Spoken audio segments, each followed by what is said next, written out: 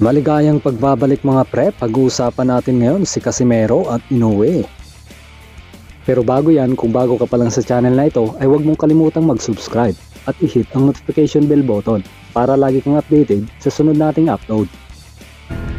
Ngayon pa lamang daw ay naghahanda na nga ang Japanese monster na sina Naoya Inoue para nga sa rematch nila ni The Filipino Flash Nonito Donaire Jr. Sa isang interview nga po, ay naitanong kay Inoue kung anong plano nito. Tugon naman ni Inoue ay naghahanda umano ito para kay Donaire. Pahayag ni Inoue ay wala umanong ibang nasa loob ng isip niya kundi si Donaire. Wala nga daw itong ibang gusto kundi ang maghiganti kay Donaire. しばらくはどういったことをこうテーマにというか。いやもうドネア対策。もうドネアしてないから自分の中で。まあドネアのイメージ。Dagdag pa nga ni Inoue ay basa na umano niya ang mga galawan ni Donaire. At ayon sa kanya ay plano niyang lampasan pa iyon.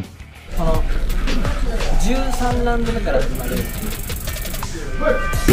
第2戦っていうのはもう手の内を分かりきる状態からのスタートからまたその上を行かなきゃいけないしドネアもその上を来るようにやっぱりトレーニングを続けるから、イメージだけ膨らましてね。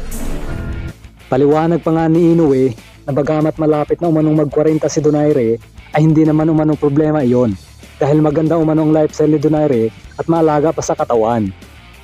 Kaya naman, kaya pa umano ni Donaire na magbigay ng magandang laban. Dahil kung titingnan daw kung paano pinatulog ni Donaire ang nakatalo sa kapatid niya na walang iba nga kundi si Nordin Oubale, ay nagpapatunay lamang daw kung ano ang kayang gawin ni Donaire hanggang ngayon. 39もう40近いもう年になるけどやっぱり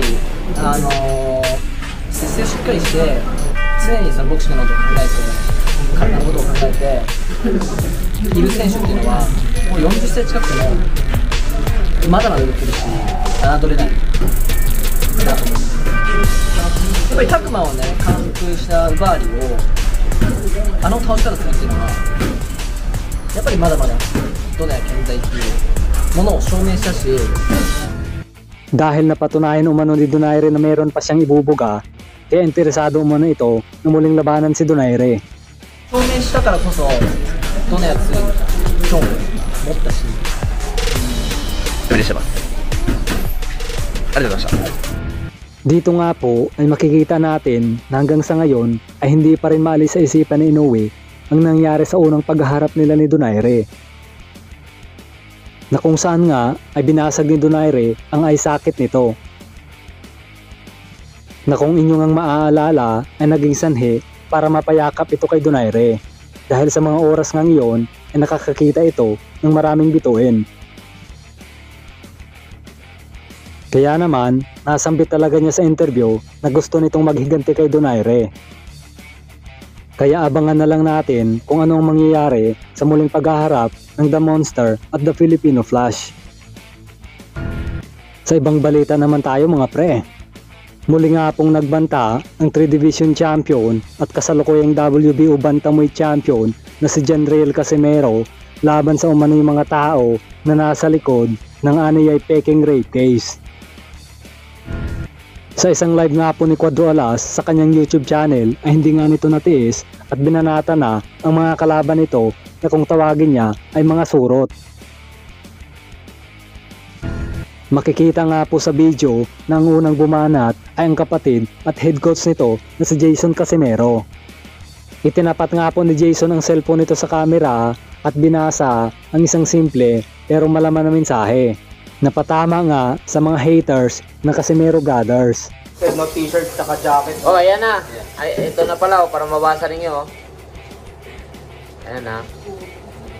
Shout out to all my haters.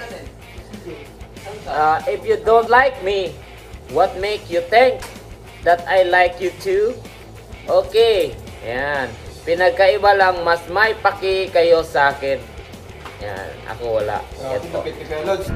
Kasunod nga nito ay ang pagbabanta galing sa magkapatid. Ayon kay Jason ay dapat mag-ipon na umano ng malaking pera ng mga kalaban nila. Oy, shoutout ko pala sa mga ano namin ha, mga shoutout ko sa mga mahal namin ha. Tahimik na kayo ha. Akala ninyo wala kami ha. Basta chill lang kayo ha. Magano kayo, mag-ipon kayo ng pera. Dagdag pa nga ni Cuadro Alas ay pananagutin niya umano ang mga naninira sa kanya, lalo na umano ang babaeng tinatawag nito na prostitute o pokpok. Saka shoutout din ako sa mga ano, yung mga praise substitute. Prostitute. Magandaan kayo ha. Yung paninira nyo sa akin ha. Mag-ipon kayo ng pera guys. Surprise na kayo.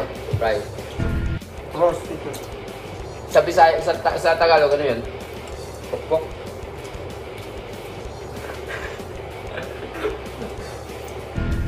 Ang naturang pahayag nga ng Casimero Brothers ay sinugundahan din ni AJ Paningbatan, na alam naman po natin na kasama sa Team Casimero at founder nga ng SBD o Silent But Dangerous Group, na kung saan ang grupong ito ay kinabibilangan ng mga tao na solid supporters at defenders ni Cuadro Alas. Banat nga po ni AJ na magsimula na daw na matakot ang mga kalaban ni Casimero. So yun guys, no, may sasabihin lang ako, no, sa mga hindi tumitigil dyan, syempre. Si Champ nagpo-focus lang sa training. Pero, nako, ako na nagsasabi sa inyo, grabe. Umpisahan nyo na matakot. Dito nga po ay makikita natin kung gaano kaseryoso si Casimero sa kanyang mga banta sa mga kumakalaban sa kanya. Ibig sabihin lang ito na magsasamba ng kaso itong si Casimero laban sa mga nasa likod ng aniyay peking kaso. Sa ngayon ay wala pa namang reaksyon ng kabilang kampo hinggil sa pahayagang ito ng Casimero Brothers.